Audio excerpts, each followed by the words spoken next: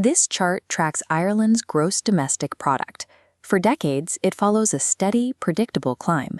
But in 2015, the line violently breaks the scale, spiking upward by 34.4% almost overnight. Baffled economists coined the term Leprechaun Economics. Apple's IP restructuring drove the entire spike, moving billions in offshore assets onto the Irish balance sheet. Today, the Irish economy is heavily weighted by a handful of American titans. Google, Meta, and Microsoft, Intel, Pfizer, and Apple dominate the landscape. In fact, just 3 of these multinationals generate nearly half the state's total corporate tax revenue. To outside observers, especially the U.S. Senate and the European Commission, the explanation is obvious. They argue Ireland operates as a giant corporate tax haven, allowing these companies to shield hundreds of billions of dollars using complex legal loopholes. But if you visit the country, the paper haven accusation clashes with physical reality. Tens of thousands of Irish citizens wake up every morning commuting to sprawling, multi-billion-dollar tech and biopharma campuses rising straight out of the green farmland. Behind the mailbox reputation sits a more complex puzzle: why the world's most valuable multinational companies chose to sink their most critical physical infrastructure into this specific soil.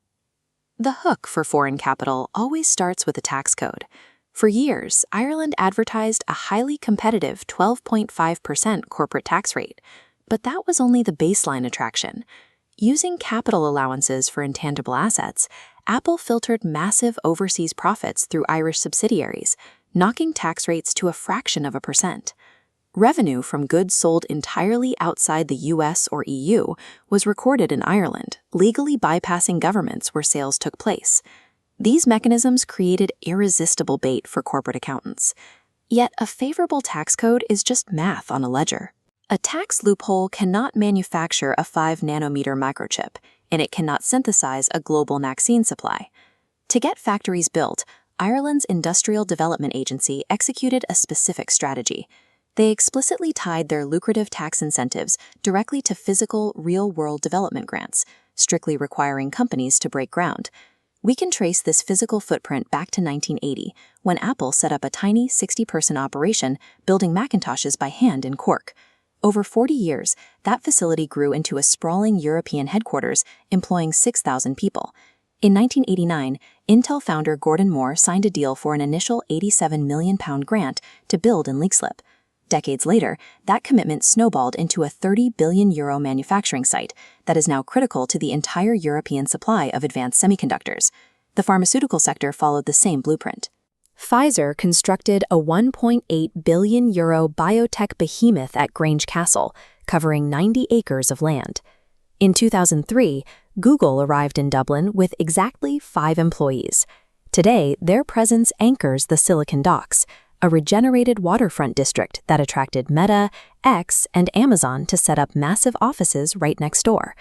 Ireland used its tax code as the lure, but the ultimate result trapped foreign capital into pouring billions of dollars of concrete.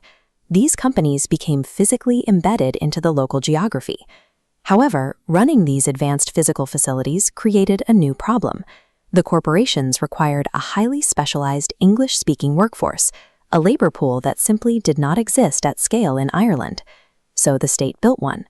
The government launched initiatives like Springboard Plus and proactively aligned the country's higher education curriculum directly with specific skill gaps reported by the incoming tech and biopharma industries. They engineered a bespoke talent pipeline. Universities began outputting graduates uniquely trained for the exact high-tech manufacturing, cleanroom environments, and digital operations required. This human capital converted Ireland from a temporary, disposable tax shelter into an indispensable operational hub. The corporations now relied on a localized workforce that they could not easily abandon. This rapid economic expansion came with a severe local cost.